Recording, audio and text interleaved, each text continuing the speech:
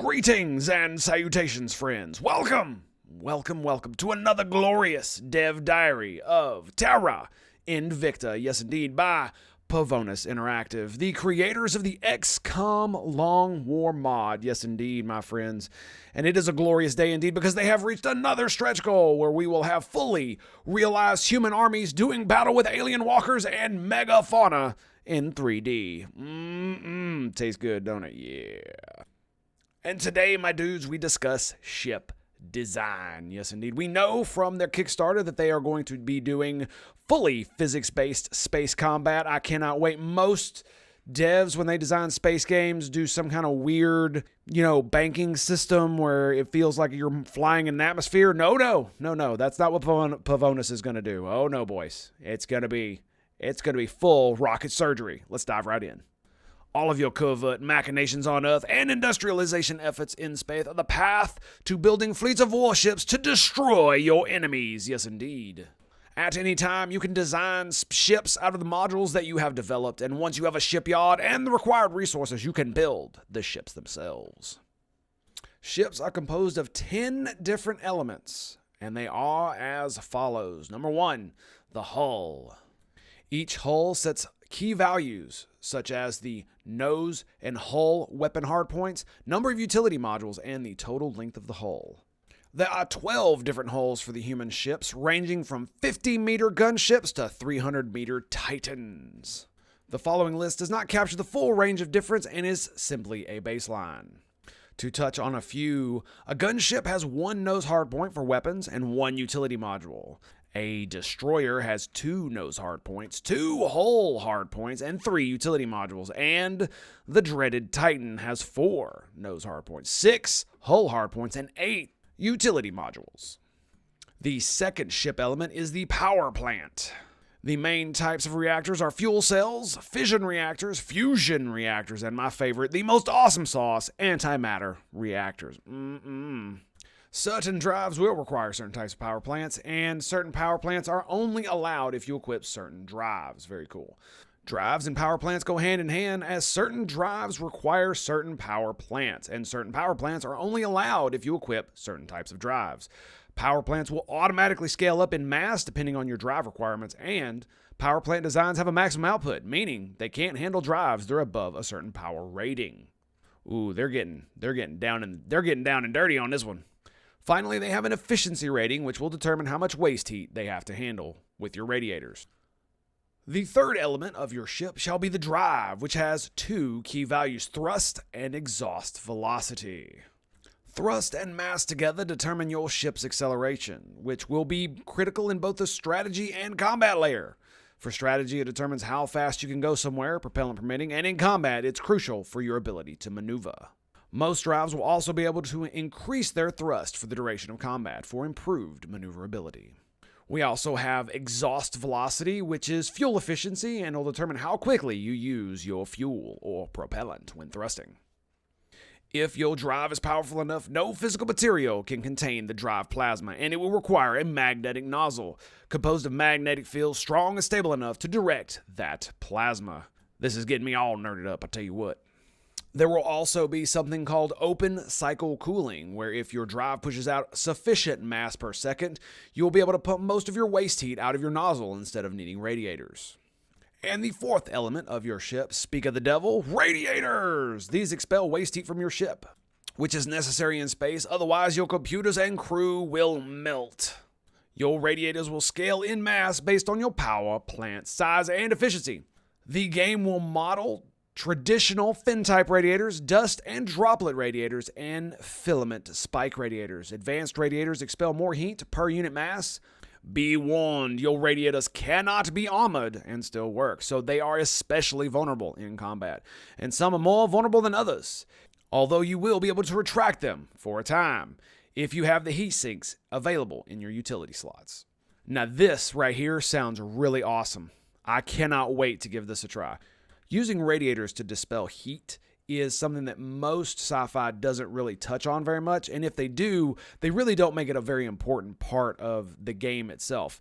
The biggest one I could think of is Mass Effect, where it is a huge part of the universe and the lore, but they rarely, if ever, talk about it except in the effects of how it affects the stealth of the USS Normandy, where they hold in the heat for long periods of time and then expel it later, because that's how you actually see things in space, because there is no such thing as stealth in space.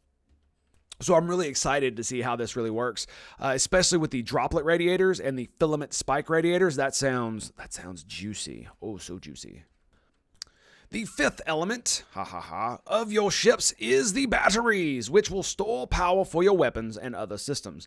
Your early batteries are very slow to recharge from your power plant, potentially putting a limit on the use of weapons that require external power source. This sounds excellent, because a lot of, at least theorized space weaponry will require a lot of capacitance to fire, especially like big laser pew pew weapons, where they require massive amounts of power right now that no power plant could ever actually put out. But what you do is you charge batteries, and then you use those batteries to charge capacitors, and then once those capacitors are full, then you can fire, and you can recharge those capacitors many times on a single battery charge while your power plant just kind of chugs along, which sounds freaking awesome. So that'll add another layer of strategy to the combat and possibly the strategic layer. So I'm excited to see what they do with this. Very excited. I'm hoping there's more than just incremental improvements in batteries, like, oh, you got version 1, then version 2, then version 3, and each one is just a better version. So once you hit the wall for battery tech, it's just use the best battery and that's it. Even if it's 4 different classes of ships, some linear movement in battery types, like this one is more efficient, this one holds more, that kind of differentiation, so you can make what kind of ship you want and have the battery type you want it. So if you want like a skirmishing type ship, then you might want a battery that has less overall charge but recharges much faster. Or if you have like a long range bombardment big Titan, bro, you want massive batteries that may take a long time to recharge, but they can just go and go and go and go forever until the end of the battle, and you won't really need to recharge them in battle. Hopefully, maybe they do something like that. Maybe they don't. We'll see. Element number 6, propellant, which comes in 100-ton tanks and is your fuel, but not necessarily. If you have, say, a nuclear drive, for example, fuel goes in the reactor and is distinct from propellant, which is the stuff that goes out of your tail to push you in the direction that you want. Different drives have different types of propellant. When you refill your tanks, you'll draw down your space resources based on the composition of that propellant. And I'm assuming that you have space stations and resource waypoints, spaced at Lagrange points. Wink, wink, nudge, nudge. So you can refill your ships up. Now, I'm hoping that they don't necessarily just have 100-ton tanks, but they probably did that for, simplicity's sake, rather than you being able to do all kinds of different tank modified nonsense and whatnot. Next up is number 7, your armor. Yes, you may select armor materials and thickness for 3 parts of your ship: the nose, the tail, and the central hull. And you'll be able to track 4 different armor values in combat, with the hull divided into 2 separate lateral facings covering 180 degrees each. It's like they just want to press your nerd buttons, you know what I'm saying? Technological improvements will lead to better materials that absorb more energy per unit of mass. As our ships are fundamentally cylinders, armoring their long sides is relatively mass expensive, which begins to point to certain tactics in combat. I assume they're talking about rotating your ship to absorb blows as they come in and then rotating away to face your guns. Sounds like a viable tactic, if you ask me. Number 8 is nose hardpoints. Nose weapons fire in a limited arc, and they are rated by how many hardpoints they take up. So you can conceivably equip 4 little bitty cannons or 1 giant laser on Lancers and Titans. And interestingly, nose weapons are apparently generally more powerful than similarly sized hull weapons. Number 9 is hull hardpoints. Hull weapons fire in all directions around the ship, probably why they're not as powerful. Each hardpoint consists of 2 mounts on opposite sides of the hull, so there's always full fields of fire. These always work in tandem and share ammo, but only one will fire at a target. It would be too fiddly to ask you to try to maneuver to bring both to bear. Oh, silly developers, why do you taunt me so? They say it cannot be done, but I see that as a challenge, not an impossibility. And lastly, number 10, utility modules. This covers everything a ship might do, includes heat sinks, additional batteries, space marines, science labs, systems that improve drive or weapon performance, space station, and outpost kits, and ISRU modules. I don't know what those are exactly. I can't find any reference to those in any of the other dev diaries, but we'll find out, I'm sure, yes.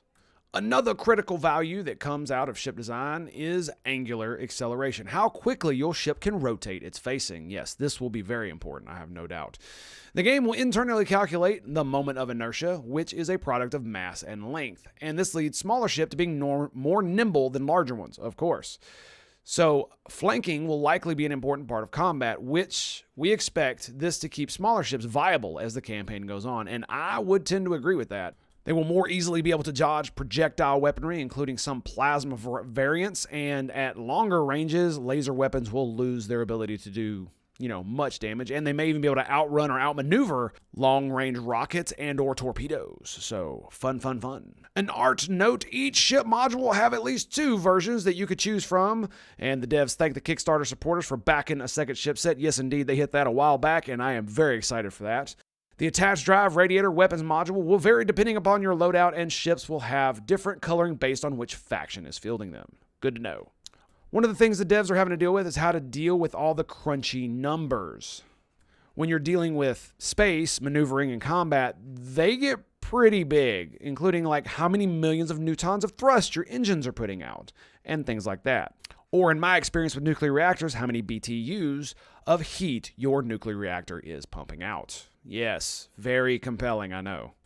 They will be developing comparison charts and graphical representation for those big numbers, for easy reading, of course. Another part of ship design is setting a role for the class. Roles will tell the game whether the ship is a combatant or non-combatant, what range it should engage in combat, and its strategic range. The standoff role, for example, indicates a ship design with medium strategic range and long combat engagement range, while non-combatant, the, quote, outer system colony ship, end quote, means the ship is carrying hab kits for that awesome sauce colony starting action. Roles will affect a few things. It will tell the auto designer what systems you favor in building a ship, so if you don't want to design every ship module by module. 2, it will help you locate the ship in the fleet's formation, where non-combatants, for instance, will be at the back or bottom of your formation.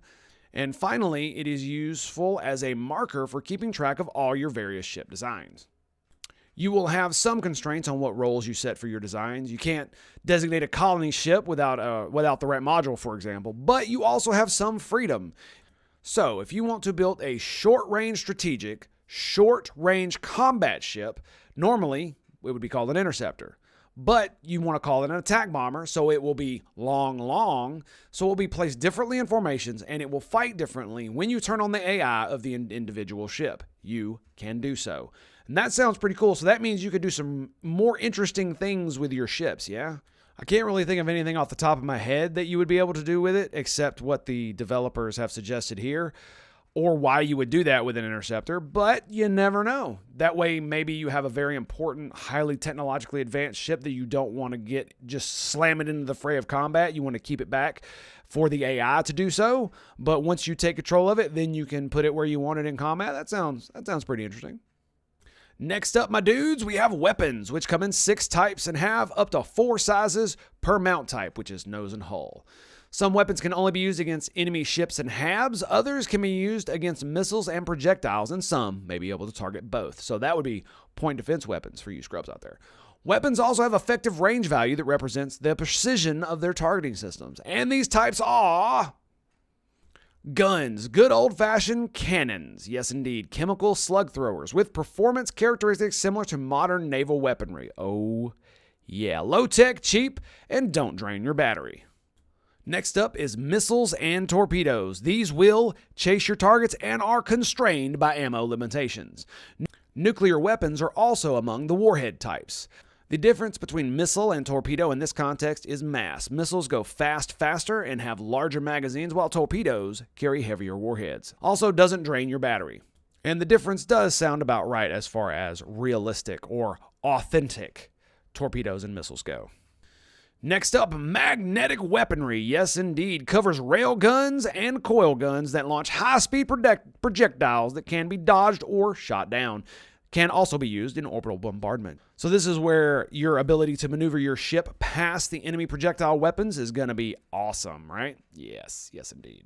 Lasers are next on the list, and they never miss. Damage will fall off over distance, and higher input power, larger optics, and higher frequencies lead to more damage. Yes, indeed.